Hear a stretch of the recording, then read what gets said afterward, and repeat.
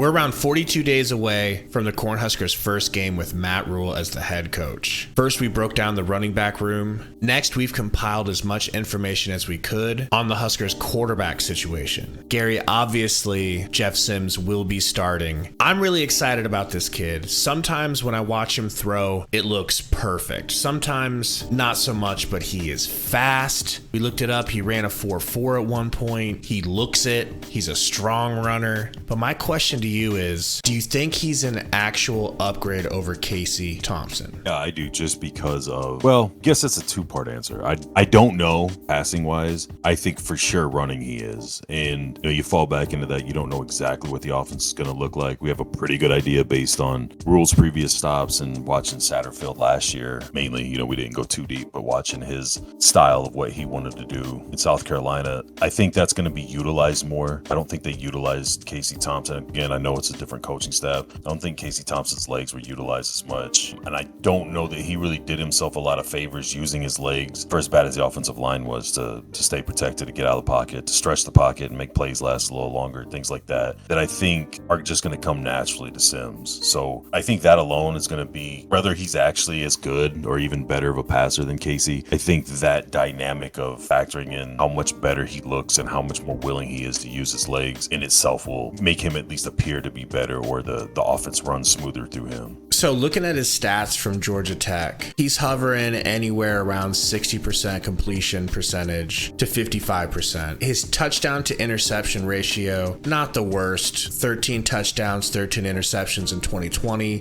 12 touchdowns, 7 interceptions in 21, and last season 5-3. What kind of production do you expect to see from him? And I know it's tough because it's a new offense, new head coach, new offensive coordinator. I think it's going to depend heavily on how much they have him throwing as far as what his passing numbers are going to be. I don't know that they're purposely going to run him a ton. I think most of what he's going to get is going to be more Martinez-like, where he has to go. He's had some issues with injuries, played 7 games last year, but in the games he played, the more attempts he had, the better his efficiency was, the better his percentage was. I don't know if this offense is going to allow him to throw the ball 30 plus times a game, or if it's going to be shorter swing passes and short cross routes where you would think, even if the number drops, they're more easily completed balls. And I don't know how much they're going to use moving those receivers. We got a lot of speed coming in at receiver.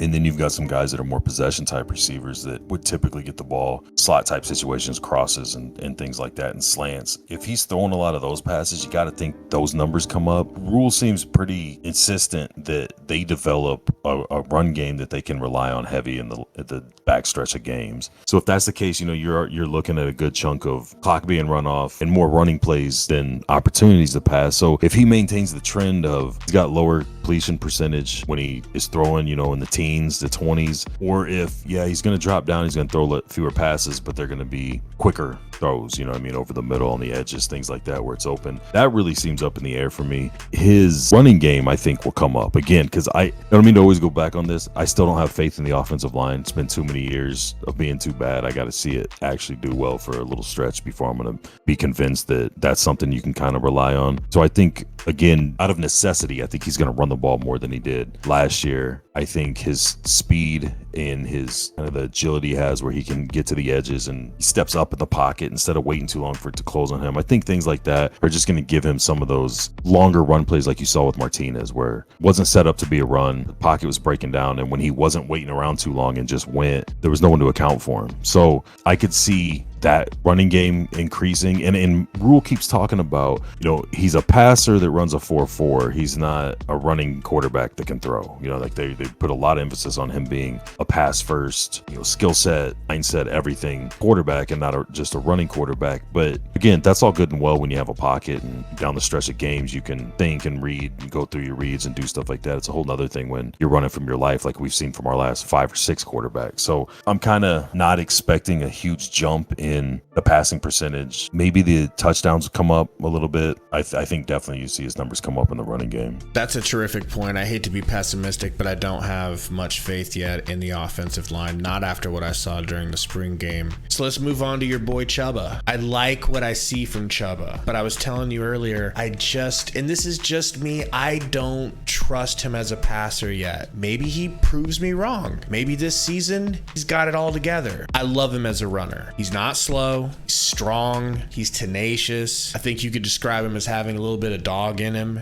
I just don't know if Haarberg doesn't have more upside. What do you think? I don't disagree with what you're saying in an argument or a stance on itself when you're just kind of breaking down Chubba Purdy. But in comparison to Haarberg, I definitely like his passing better than Haarberg's. I'd like Haarberg's running game better than Chubba, but I do agree with you. I do like Chubba's running game as well. I don't feel like I got to see enough from either one of them. And I know we saw a good amount of Purdy before he got hurt, but I don't feel like I've really seen all three of these quarterbacks we're talking about. Haven't seen a lot of actual in-game action where things are nothing's ever really ideal. But I mean, the offensive line we had last year was just so hard to gauge skill set of a lot of the quarterbacks, because it's sometimes they had time, and I feel like sometimes they were thrown off by that. A lot of times they're running for their lives, or they're trying to hurry up and get their first read so they can get the ball out of their hands. But it comes to them too, I don't know. To be honest, I hope there's a big drop off between those two and Sims, just because what we did see of them, or what we have seen of them, if we have a guy who's a lot better than that as our number one guy, then great. I'm just looking for every little handhold or foothold to just gradually see the team get a little bit better. I feel like Haarberg is more of a package type quarterback. Like if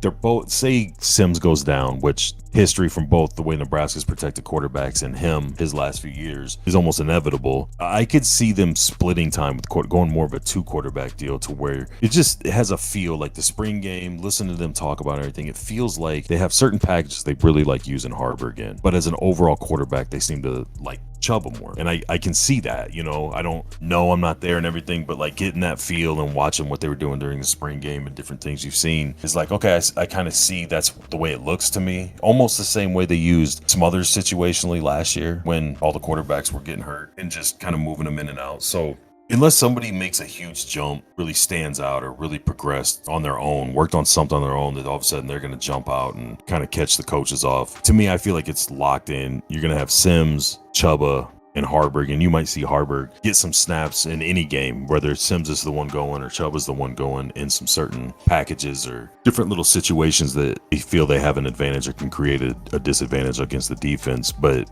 yeah, man, like I said, I agree with what you're saying on Chubba, on him itself. I don't agree that I feel any less nervous or have much more faith or trust in Haarberg being in there as opposed to Chubba. You know what I mean? I do, and if I'm being completely honest, God forbid Jeff Sims goes down for any amount of time, I definitely do want to see what Purdy has before I want to see Haarberg. It's honest to God, it's just a feeling. It's just the first thing that comes to mind looking at it, because there isn't enough to go off of. But he feels to me like more of a complete quarterback. Maybe not better, maybe not a better starter. I'm not saying that, just more complete, well-rounded, throwing, passing, kind of making reads, understand whatever, things like that than Haarberg. Could be completely wrong. Haarberg could take a huge jump, but it's just on the surface, going into the season, that's kind of the feel I have amongst those three. Essentially, we know nothing about the other guys, so I mean, and we don't hear anything, so that kind of tells you where they're at as far as the coaches are concerned. So I think between those three, it's in my opinion all but set. So every time we do one of these videos, we get comments about, oh, you forgot this guy. So we'll at least make mention of Jack Wokshi, if that's how you say his name. Is that how you say his name? All we know is he's a redshirt freshman from Ole Miss, transferred, and likely if he gets in the game, we've had a rash of injuries. Yeah, depending on how much improvement there is on the offense as a whole, but again, to keep harping on that offensive line, it might not be a shock to see him. There was a time last year where Casey, Smothers, and Purdy were hurt, and we had to get pretty deep into it, and only carrying, 4 or 5 quarterbacks, I think, so far with the walk-on. If you get one guy down and it's not really a freak injury or something, where he gets hurt running on his own or a weird tackle, it's because he's getting beat on like the quarterbacks were last year. The next guy has got to kind of be ready that